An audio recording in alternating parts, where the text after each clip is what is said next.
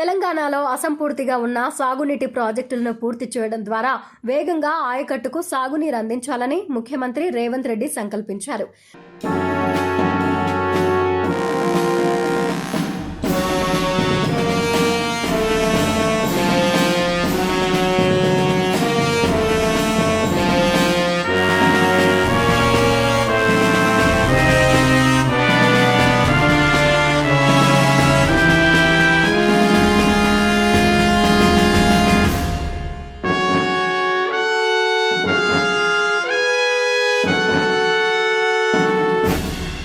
2041 కోట్లు ఖర్చు చేయడం ద్వారా 48,000 ఎకరాలకు వేగంగా సాగునీరు అందించే 6 ప్రాజెక్టులపై ఆయన దృష్టి సారించారు.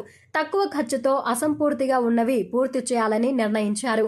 రాష్ట్రంలో కృష్ణా, గోదావరి పరివాహకాల్లో అర్ధాంతరంగా పనులు నిలిచిపోయిన ప్రాజెక్టుల వివరాలను నీటిపారుదల శాఖ ఇంజనీర్ల నుంచి తప్పించుకొని సీఎం పరిశీలించారు. రైతులకు సాగునీరు అందించాలంటే డిస్ట్రిబ్యూటర్ వ్యవస్థపై ప్రత్యేక దృష్టి పెట్టాలని ఆయన అధికారులను ఆదేశించారు. సీఎం రేవంత్ రెడ్డి ఇటీవల పలు దఫాలుగా 6 ప్రాజెక్టులపై చర్చించారు. తక్కువ ఖర్చుతో పూర్తయ్యే ప్రాజెక్టులు వీలైనంత తొందరగా సాగునీటిని అందించేందుకు వీలున్నా వాటిని చేపడితే రైతులకు మేలు జరుగుతుందని, అందుకు అవసరమైన అంచనాలు సిద్ధం చేయాలని అధికారులకు సూచించారు. ఇందులో భాగంగా గోదావరి పరివాహకంలోని నీల్వాయి ప్రాజెక్ట్, పింప్రి ప్రాజెక్ట్, పాలెం వాగు, మత్తడి వాగు, ఎస్ఆర్ఎస్పీ స్టేజ్ 2, సదర్మట్ ప్రాజెక్టులను చేపట్టాలని నిర్ణయించారు.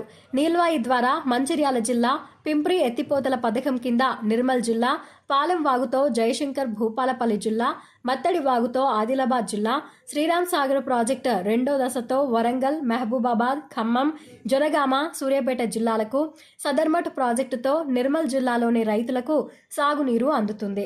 వీటికి సంబంధించి పనులు పూర్తి చేసేందుకు దాదాపు 241 కోట్లు ఖర్చవుతుందని నీటిపారుదల శాఖ అంచనాలు రూపొందించింది, ప్రభుత్వానికి అందజేసింది.